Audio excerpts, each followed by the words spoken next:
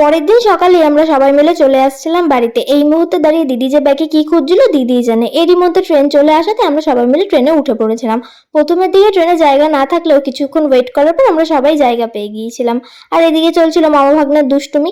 দাদা আর মাসিমা গাংপুরেই নেমে গিয়েছিল। দিদি আর গাংপুরে যায়নি, দিদি আমাদের সাথে বর্ধমানেই চলে এসেছিল। আজকে না প্রচন্ড গরম ছিল, আমাদের সাথে সাথে ননায়েরও হয়তো খুবই কষ্ট হচ্ছিল। যে কোনো জায়গা থেকে ঘুরে আসার পর প্রচুর কাঁচা জামা কাপড় বেরোয়। আমার এত জামা কাপড় কাচতে কষ্ট হবে বলে দিদি বাড়িতে এসে সমস্ত জামা কাপড়গুলো কেচে দিয়েছিল, আর বিকালের মধ্যে সব শুকিয়ে গিয়েছিল। আজকে সন্ধ্যাবেলা সেরকম কোনো কাজ ছিল না, তাই আমি দিদি ননাই মিলে গিয়েছিলাম একটু ভিমার্ট। দিদি তো আর কয়েকদিন পরে চলে যাবে, আর ওদের ওখানে যথেষ্ট শীত, তাই দিদি ননায়ের জন্য সমস্ত ফুলাতা জামা কাপড়ই কিনছে। এই যে জুতোটা আমি পরে আছি, এটা কিন্তু আমি শ্রীরামপুর থেকে কিনে নিয়েছিলাম মাত্র 150 টাকায়। ভেবেছিলাম পুজোতেই পরবো, কিন্তু তার আগেই আমি পরে ফেলেছি।